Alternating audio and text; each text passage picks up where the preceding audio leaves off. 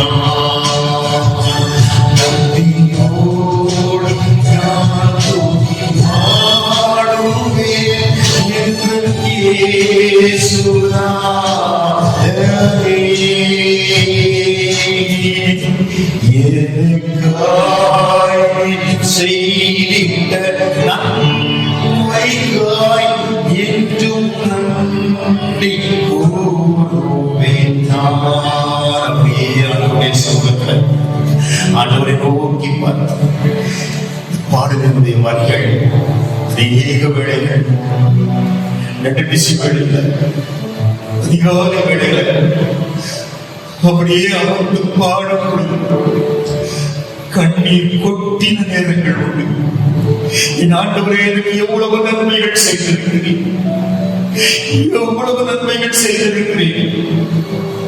நான் நன்றி கெட்டவனாய் இருக்கிறேனோ, நான் நன்றி கெட்டவனாய் வாழ்கிறேனோ, அப்படியே இருதயத்திற்குள்ளே எதையோ கொண்டு குத்துவது போல என்னுடைய வாழ்நாள் முழுவதிலும் தகப்பதே, நான் நமக்கு நன்றி உள்ளவர்களாக இருப்பேன் ஐயா.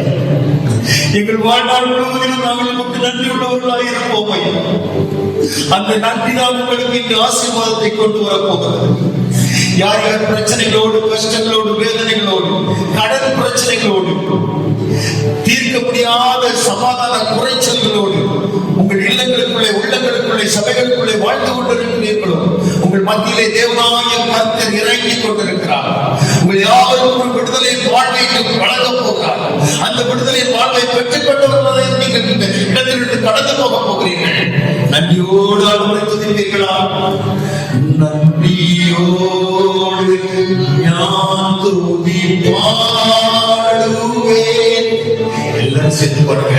நன்றியோடு நான் துதி பாடுவேன் எந்தன் இயேசுராஜரே.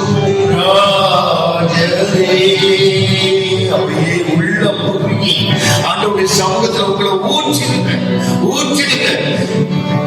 நன்றியோடு நான் துதி பாடுவேன் எந்தன் இயேசுநாதரே. எனக்காய் நீ செய்த நன்மைக்காய் என்றும் நன்றி கூறுவேன். இயேசுப்பா, நாங்கள் துதிக்கிறோம். எத்தனை நாமங்கள் இருந்தாலும் நீர் எங்களுக்கு செய்த கிருபைகள், நன்மைகள் ஏராளம் இந்த கொண்டாவது நாளில் மாலை வேளையில் தேவனாகிய கர்த்தர் உங்களுடைய பிள்ளைகள் ஒவ்வொருவருடைய உள்ளங்களையும் அறிந்திருக்கிற தேவனாகிய ஆண்டவர், எங்களை உருவாக்கின ஆண்டவர், எங்களை படைத்தவர், நீர் ஒவ்வொருவரையும் அறிந்திருக்கிற அந்த வேளையில் ஆண்டவரை அவர்கள் உள்ளங்களுக்குள்ள என்னென்ன தேவைகள், என்னென்ன வாஞ்சிகள் எல்லாவற்றையும் தேவனாகிய கர்த்தர் நீர் இப்பொழுதே ஆண்டவரே அவருடைய சன்னிதானத்திலேயே அவர்கள் பெற்றுக் கொண்டவர்களாக நடந்து செல்ல என் தேவன் இருக்கிற செய்கிறாங்க. முழுமையாக இந்த ஆளுகைகளை ஒப்புக் கொடுக்கிறோம். பிள்ளைகளுக்காக, சந்ததிகளுக்காக, சந்தானங்களுக்காக நாங்கள் ஜெபிக்கிறோம். என் ஆசீர்வதி இந்த திருச்சபை இந்த இடத்துல வளர்ந்து பெருக வேண்டும்.